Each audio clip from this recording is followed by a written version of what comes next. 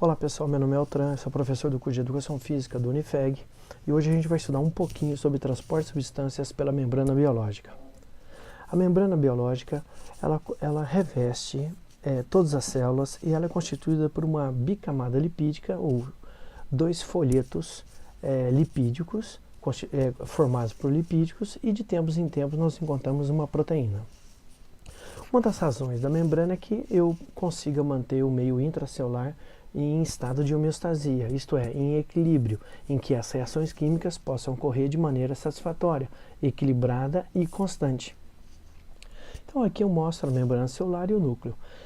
Quando se instala essa membrana, eu formo dois meios. O meio intracelular, chamado de citoplasma, ou meio extracelular, que nós denominamos de intersticial ou interstício. Esses meios apresentam uma característica importante. Eles são de mesma constituição.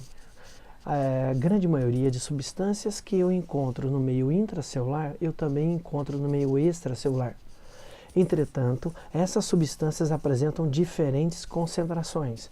Nós vamos perceber que a gente tem muito sódio fora, por exemplo, e muito potássio dentro. E assim, com relação a outras substâncias.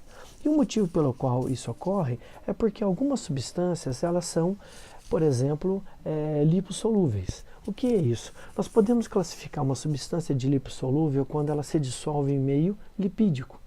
É o caso, por exemplo, dos hormônios sexuais, a testosterona. A testosterona é um hormônio lipossolúvel, então ele difunde pela membrana como se a membrana não existisse. Ele simplesmente difunde e passa pela membrana, o que é uma característica das substâncias lipossolúveis. Entretanto, essa característica não é das substâncias hidrossolúveis. Esse tipo de substância se dissolve em água, e dissolvendo em água, eles não conseguem passar pela membrana. Dissolver pela membrana como a lipossolúvel não consegue. Aí você me fala, mas qual seria a substância? Uma delas, principalmente glicose, que é o principal substrato energético do nosso organismo. A gente não vive sem glicose e essa substância ela é hidrossolúvel. Bom, assim eu preciso que algumas substâncias possam, eu preciso transportar essas substâncias pela membrana, E nós vamos poder dividir os transportes em dois. Um deles é chamado de transporte passivo ou difusão. E é um transporte que tem uma característica de ser do meio sempre mais concentrado ou meio de maior pressão para o meio menos concentrado ou de menor pressão. Nessas circunstâncias, não há gasto de energia vinda do ATP e utiliza-se ou não proteína de membrana. E nós temos um outro transporte completamente diferente, que é chamado transporte ativo ou bombas. Acho que você já deve ter ouvido falar. A gente tem aí uma bomba chamada bomba de sódio e potássio, que é muito conhecida na biologia. E esse tipo de transporte, ele é contrário ao passivo. Se o passivo era do meio mais concentrado para o meio menos, esse é do meio menos para o meio mais. Então esse é contra o gradiente, enquanto que a difusão era a favor do gradiente. O transporte ativo sendo contra o gradiente, ele gasta sim energia para ele mover montanha acima, por exemplo, e utiliza obrigatoriamente proteína de membrana. Então a gente vai ver quais são os tipos de difusão. São quatro, basicamente quatro. A difusão simples, osmose, por canais proteicos e a facilitada, e a gente vai ver uma por uma. A difusão simples, como o próprio nome fala, é a mais simples que existe. Por quê? Porque ela, por exemplo, quem faz esse tipo de difusão, eu já andei dando uma dica, que é a testosterona, que são os hormônios sexuais, mas também os gases, o oxigênio e o dióxido de carbono. Nesse caso, o que vai acontecer? Essas substâncias passam do meio mais concentrado, do meio de alta concentração para o de baixa, simplesmente passam por dentro da membrana sem qualquer empecilho. Então, eles passam facilmente. O melhor exemplo para isso é a difusão que ocorre nos alvéolos. A gente vê aqui, por exemplo, o sangue venoso, rico em CO2, o CO2 quando chega, ele difunde para o alvéolo, e do alvéolo difunde o oxigênio. E o sangue que era venoso passa a ser arterial. É nos alvéolos que ocorrem as trocas gasosas. E essas trocas são feitas por difusão. sem gasto de energia, sem proteína transportadora, nada, de uma maneira extremamente simples, tá certo? Osmose, tudo que tiver, qualquer palavra na área biológica que tiver um prefixo osmo, quer dizer água, tá? Osmose é o transporte de água. Agora, existe um detalhe importante aqui, deixa eu voltar um minuto. Vocês vão perceber que o CO2 sempre vai difundir do sangue venoso para o alvéolo, enquanto que o oxigênio sempre vai difundir do alvéolo para o sangue. Isso, então, é um sentido unidirecional. Agora, a água não. A água tem a capacidade de difundir de maneira em ambos os sentidos. Aqui na figura mostra, de um lado você tem uma membrana com bicamada lipídica, você coloca a água de um lado e essa água começa a difundir e se iguala, né? Aqui no final. Então, uma dica de difusão é que, além daquelas sempre a favor do gradiente, não gasta energia e pode ou não ter proteína transportadora, aqui tem uma dica importante. A difusão sempre vai ocorrer quando ambos os meios existem diferença entre os meios. Se você igualar os meios, como aqui, você cessa a difusão. Difusão tem que ter desequilíbrio entre os dois meios. E no caso da água, fica evidente uma situação. A função da água, então, ela é ela tem a capacidade de diluir os meios e permitir que nos meios diluídos possam ter reações químicas. Para provar isso, a gente tem aqui uma membrana, um recipiente com água e soluto. Solutos são as substâncias químicas e é dividido por uma membrana permeável. Então eu tenho o lado A e o lado B. No lado B eu vou acrescentar soluto. Se eu estou colocando mais soluto, mais substâncias, há uma indicação de que esse meio B vai ficar mais concentrado. Concordam? Esse meio B ficando mais concentrado, ele precisa de quem? Da água para diluir. Portanto, você vai ter uma difusão da água do meio A para o meio B. Qual é o objetivo? Difundir, tornar que esse meio B ele tem uma difusão, ele tem uma osmolaridade que permita que ocorram as reações químicas. Eu poderia colocar que o meio A é o meio extracelular e o meio B é o meio intra.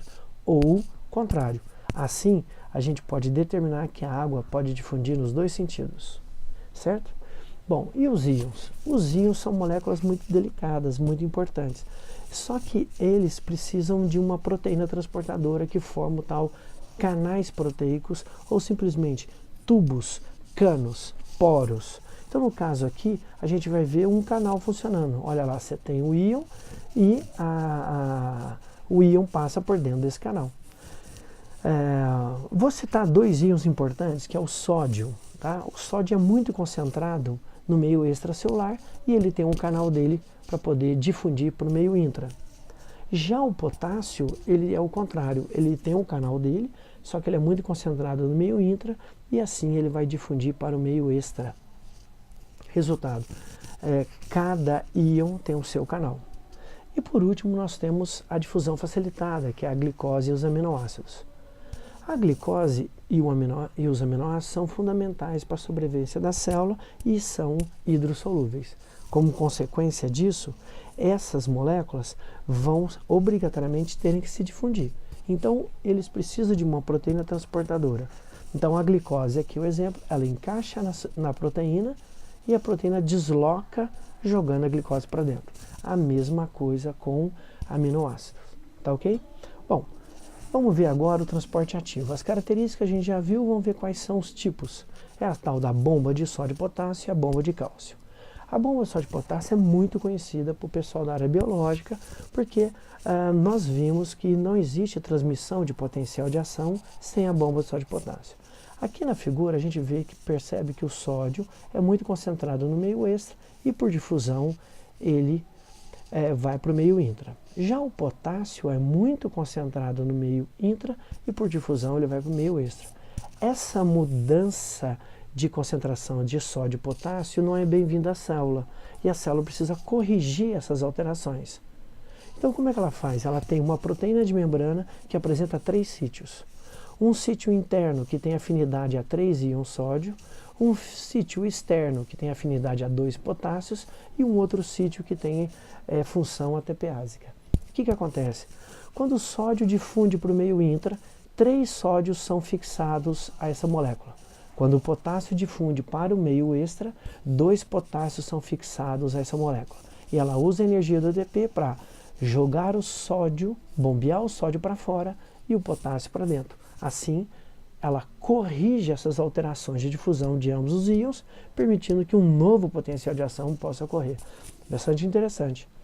Já o transporte ativo ou bomba de cálcio funciona da seguinte maneira. O íon cálcio é fundamental para a contração muscular. E ele é armazenado numa organela celular chamada retículo sarcoplasmático.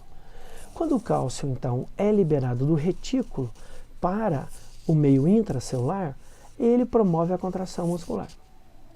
Porém, eu preciso tirar esse cálcio para que eu possa permitir o relaxamento. Assim sendo, o que acontece? A bomba de cálcio que está no retículo bombeia esse cálcio do meio intracelular para o meio interno da organela. Assim eu consigo tirar o cálcio do meio intra, permitindo que eu possa fazer relaxamento muscular. Isso é fundamental, por exemplo, para o batimento cardíaco, certo? Bom, agora aqui é uma comparação entre os transportes. Então a gente tem que o transporte passivo, do meio mais concentrado para o meio menos, ativo, contrário, a favor do gradiente, o ativo contra o gradiente. O passivo, a difusão, não gasta energia, o passivo gasta. O transporte ativo gasta, as bombas. A difusão pode ou não usar proteína de membrana e o transporte ativo sempre vai usar. Assim a gente faz um belo de um resuminho, espero que você consiga entender. Entretanto, falta ainda 2 tipos de transporte interessantes. São os chamados transporte ativos secundários. Por quê? Porque eles não se encaixam como difusão e nem se encaixam como transporte ativo. Um exemplo disso é o chamado SYMPORT. SYMPORT, resumidamente, seria uma substância pega carona com outra. Nesse caso, seria a glicose que está no bolo alimentar, ela vai difundir, na realidade ela vai ser bombeada para o meio de menor concentração para o meio de maior concentração, que é o sangue, utilizando como energia o sódio, que é muito concentrado no lúmen intestinal e pouco concentrado no capilar. Então, o sódio ele vai difundir do meio mais para o meio menos, só que, como ele pode difundir, ele vai usar uma proteína, e essa proteína, então, tem um sítio a ele e um sítio a glicose. É como se a glicose, como eu disse anteriormente, pegasse carona. O sódio já está indo, vai do meio mais concentrado para o meio menos, por difusão, vai, então já leva a glicose. Esse, então, é o SYMPORT. São 2 substâncias sendo transportadas no mesmo sentido.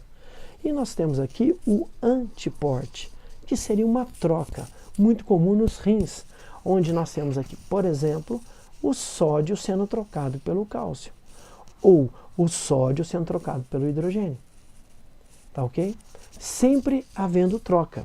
A diferença de ambos os transportes é que um sempre está indo a favor e o outro contra. Então ele não classifica nem por difusão, nem por transporte ativo primário, por exemplo.